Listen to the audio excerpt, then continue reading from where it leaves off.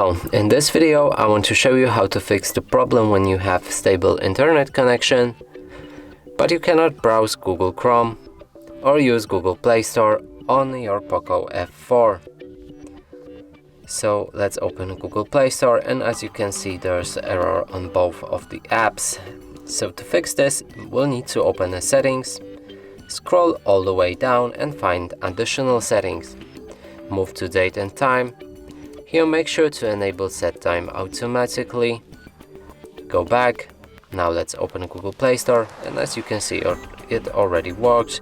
We can refresh it and install any app.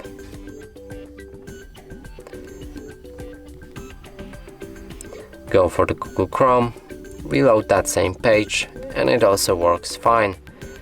And that's it for this video. Hope you like it. Please consider subscribing to our channel, leave a like and a comment below.